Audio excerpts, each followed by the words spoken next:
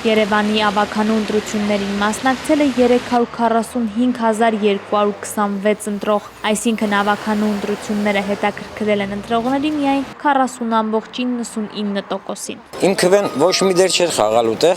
քանի որ ոնց պետք է այդ ձևել միշտ արվել է ու տեցել արվում է։ Դե չեմ ուզեցի, չեմ հասցրել։ Որտեւ իմ ձայնը չի անցնում։ Ընտրատեղամաս գնացած ընտրողների մի մասի ակնկալիքները չեն իրականացել։ Մի հատ նայեք ձեր շուրջը, մի հատ նայեք այս մարդկանց դեմքերին։ Ոչ գոհ չեմ։ Ճիշտ ասած ավելին էի սպասում, առաջնորդվել եմ երևի թե ավելի ազատ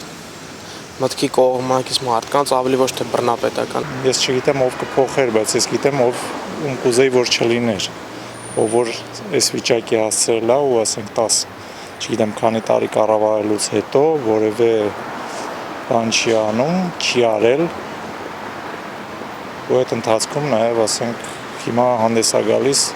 փոփոխությունների բանով։ Երևան քաղաքի մաքրությունից կոմունալ ու հանրային ծառայություններից սակայն ոչ բոլոր քաղաքացիներն են դժգոհ։ Շատերը Տարոն Մարգարյանի վերընտրվելը նույն պաշտոնում բացատրում են կատարված աշխատանքով։ Ես այսօր հպարտանում եմ, Երևանը շատ մաքուր է։ Եթե ինչ-որ տեղն է, շելի մենք ենք փնտրացնում։ Տեսել եմ կատարված աշխատանքները, ընդունել եմ ամեն ինչը եւ ընտրել եմ եւ վերընտրել, ասենք ասենք Տարոն Մարգարյանին։ Քաղաքի զարգացման համար տեսնում եմ, որ քաղաքապետը աշխատանք կատարել է, դրա համար էլ իրան եմ ընտրել։ Սիրիահայ այս տղամարդը նոր է Հայաստանի Հանրապետության քաղաքացիություն ստացել, թեկնածուներին լավ չի ճանաչում, գնացել է ընտրության հետևելով Քարոզ Արշավին։ Բարոն Դարոնը իր մասին լավ իմացել են,